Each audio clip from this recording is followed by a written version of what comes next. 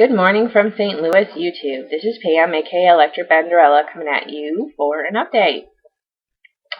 As promised, I am updating weekly to help myself get back on track and also to really touch those of you that are struggling and who've had a regain to know that you're not alone and we're all in this together. So here goes, my week. Last week I came to you with a 5.5 loss. That was after doing the 5-day pouch test with Lisa. We both have really great weeks with it. And this week I lost 1 pound. 3+ years out, I know how my body works. So pretty much in line with how things usually go for me. I have a loss, and then I'll have a smaller loss, and then I'll have an in-between loss. Just kind of how my body works. And the fact that I'm aware of it and can realize that and know what's going to happen, I'm good with that. So, onward and upward, kids. So, what did my week look like? I saw my internist on Monday because I've been having some issues, so to speak. The nurse came in, took my blood pressure, as you start, they start with your weight, and I was like, yeah, great. Look at the clothes I have on, and it's the middle of the day, and I've already had 80 ounces of water, and you want me on the scale? Yeah, sure, let's do it. I just kind of chuckled. They went in, they took my BP. It was through the roof, kids. It was 160/90, and I just heard you all collectively gasp. Yeah. Gasp? I didn't gasp. I cried. My doctor came in. I've been seeing this doctor for 11 years. We have a really good relationship. When you're a cancer patient, you get to know your doctors very, very well. So we have a great rapport, and he just kind of came in and said, what the hell is going on? As I start to cry hysterically. Just a lot going on lately. My stress level is through the roof. I'm not sleeping. All of these things contribute to your blood pressure. So after being with him for an hour, he took my BP again. It had gone down to 140/82, which is still not good. Let's just put it out there. I had been on a very decreased dose of blood pressure medication, and he increased it.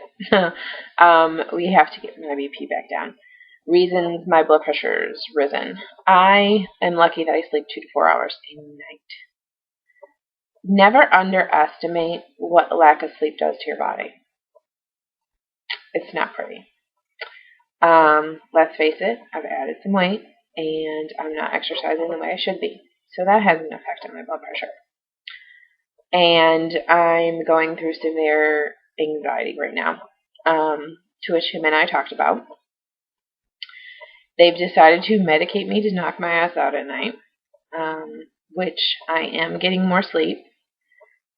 People have told me I looked more refreshed, so hopefully that's working. And he put me on anti-anxiety to get me through the day. Am I thrilled about it? No. I'm being medicated to knock me out to go to sleep. I'm being medicated throughout the day to stay awake, because that's the life of a narcoleptic. So, but these debilitating anxiety attacks had to stop. I was to the point where I couldn't function. I have a very stressful job. Anxiety attacks were messing with my work life and making me pretty bitchy at home. So we had to do something. So he put me on a drug that I'm going to take daily. It's known drowsy. It hopefully will kick in soon. And we're just going to try it for a month, and hopefully things will come down. Hopefully. So if you are someone who suffers with anxiety attacks, please know that you're not alone, and please know that there is help out there, and you don't have to suffer in silence. Serotonin in our brains is not something we can control. Yes, endorphins from exercise help to balance that serotonin, but a lot of us have a genetic predisposition for a lot of anxiety and depression issues, and balance. We have to find that balance, and sometimes we do have to be medicated to get over that hump, and there is no shame in that game, kids, at all. I am absolutely positively not ashamed. I know my family history. I know my own history. And I know that he would never put me on something that he thought I was going to need to stay on long term. So this is just to get us over a hump and, get me through the next month and maybe a second month. I was blessed with, my doctors always send me home with free samples because, of course, it's a new drug on the market, and who knows how much it would be at the pharmacy. So, sleep. Y'all need to get some. Because, yeah. Never underestimate what lack of sleep does to your body.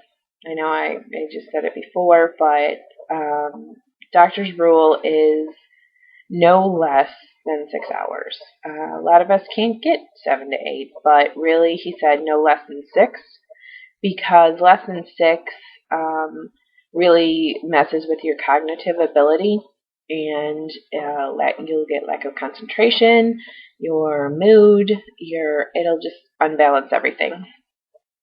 So, go and take this medication, knock my butt out, get refreshing sleep every night, and just aiming for that 6. And hopefully it will stop all this whatnot going on in my body. What else happened during the week? I have the most amazing boss in the world, and I got 2 half days off this week. He knows how stressed I've been, and so Monday he just told me, take the rest of the day off when you go to the doctor. Don't worry about it. Doctor prescribed a nap. Was his first prescription he wrote. It's pretty funny, actually. On his prescription pad and just really big. He actually has handwriting that you can read, believe it or not. He just wrote nap. Did a couple little squigglies. So I came home and I took a nap. A very long nap. Woke up for a little bit, looked at Tony and said, I'm going to bed. So that night I was really able to get some sleep, and I think that was just being able to discuss a lot of things with the doctor and get it all out. I think it was just the relief of everything that helped me sleep that night. So, and then on Tuesday, it was the most amazingly beautiful day in St. Louis. That, fall is my favorite time of the year, and it was 78 degrees out. I text Tony and said, take my bike down. We want to go ride. So he finished his workday, and I went for a 6-mile bike ride around the trails here by our house, and loved every minute of it. Came home. It was still such an amazingly beautiful evening that I sat outside in our deck for a while, had a protein shake, just kind of loved the atmosphere, and just kind of soaked in being me. Having that me time was really important. So that was that. So what else? So what's got to change? There's a lot's got to change. Here we go, kids. I'm 3+ years out. I know the rules. There's one rule, and one big rule that I have not been following, and that is the exercising 30 minutes a day, 210 minutes a week. This is my one rule that I am working to get right. I know this is playing a huge part in all that's going on with my body. All that is just, setting everything off. So I'm the type of person that it's all or nothing. When I work out, I want it to be this huge workout, burn 90 minutes, get in there, And since I haven't done it in a while, I have to realize that guess who it is, kids? It's Tony. Hi, honey. Hey. So, as I was saying before I was rudely interrupted, exercise. Yeah, I'm going to work on that. And I'm going to try to just do the 30 to 35 minutes a day. When I went on my bike ride, it was like 40 minutes. I'm fine with that, but I'm not going to push myself. Tony and I joined the Y. I'm going to start to take some classes at the Y. Going to get back into Zumba. Maybe go to the open swim sometime. I'm just going to slowly move into it, but I have dedicated myself to do the 210 minutes a week. Once my body gets used to exercise again, I'll pump it up. But for now, I'm just aiming for that 210 a week and, making it work. Because, I'm blessed that I have a lap band that can be adjusted. And, this is a lifelong journey, and every day is a new beginning. So I'm going to continue to make good food choices, continue to strive to get that exercise in, and remember what I loved again, because I did love going to the gym. I used to be at the gym at 4:30, 5 o'clock in the morning, get my workout in, and get that. And once I start to get my life back in balance, now I might go back to that. It's not, the why is right there. It's not a big deal. So we're gonna make that happen for sure.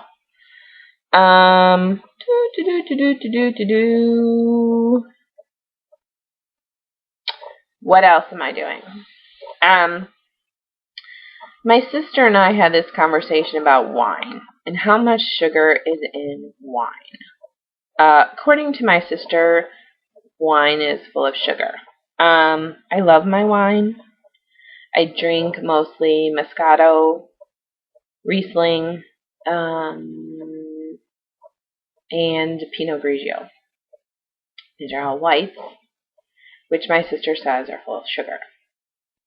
Note, I'm saying my sister says, and not studies show. Okay. I've done a little bit of research on my own, and I need to do more, because knowledge is power, my friends. What I found out is it says to stick to the drier wines for less sugar. Sweet wines have about 6 grams per 5-ounce glass. Yeah. So, all that Moscato that I really like. There's a reason they call it dessert wine, friends. Yeah. Moscato cupcake. Where's my problem? I'm not really sure. So, we're going to move on to a good red that helps my heart. So, there's going to be some Shiraz and some Malbec. And what else?